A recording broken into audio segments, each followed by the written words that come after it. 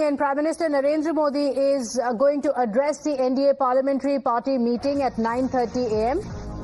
He will be likely felicitated over Operation Sindoor success.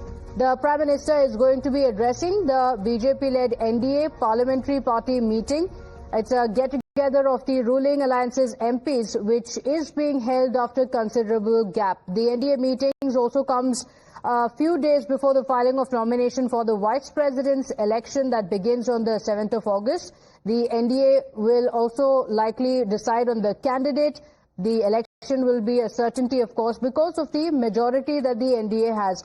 So this meeting, expected to begin in just a short while from now, is amid the session that is also ongoing. My colleague Amit Kumar joins us on the broadcast with the details. Amit, amid the Parliament logjam that we have been witnessing after the success of Operation Sindoor and also before the Vice President election. So a lot on the agenda. What's expected today in the parliamentary meeting?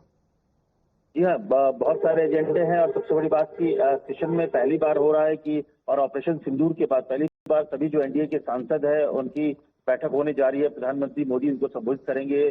जो sources बता रहे हैं कि इस बैठक के शुरू में ही प्रधानमंत्री मोदी को सम्मानित भी किया जाएगा कि एक सफल ऑपरेशन जो किया गया ऑपरेशन सिंदूर और किस तरह से पाकिस्तान को घुटने पर लाया गया प्रधानमंत्री मोदी के नेतृत्व में। तो इसके अलावा जो एनडीए का जो उपराष्ट्रपति का चुनाव है वो हालांकि 9 सितंबर को मतदान है, लेकिन 21 तारीख को उनको उम्मीदवार का आखिरी नामांकन देना है। तो उससे पहले एक तरह से एनडीए जो दल है उनकी एकजुटता भी दिखेगी और उसको लेकर भी किस तरह से तमाम जो एनडीए दल है करीब 122 जो अगर उस वोट के हिसाब से देखिए तो 422 का आंकड़ा है, बहुमत का आंकड़ा एनडीए के पास है। इसके बावजूद कोशिश ये है कि कैसे और लोगों को जोड़ा जाए, तो इस पर भी चर्चा होगी। इसके अलावा तिरंगा यात्रा शुरू होने जा रही है 9 तारीख से लेकर 15 तारीख तक पूरे देश में तिरंगा यात्रा निकालते हैं पार्टी, तो उसमें एनडीए का रोल किस तरह से होगा, तमाम लोग उसमें शामिल होंगे।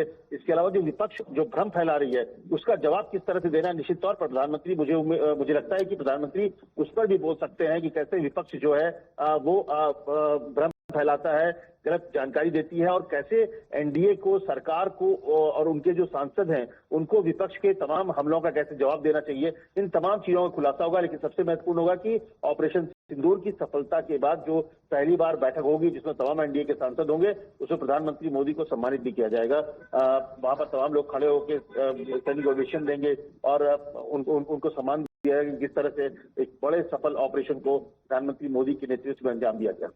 Okay, all right, Amit, thank you for joining us with those details. We'll come back to you for those updates. The meeting is set to begin in a short while from now.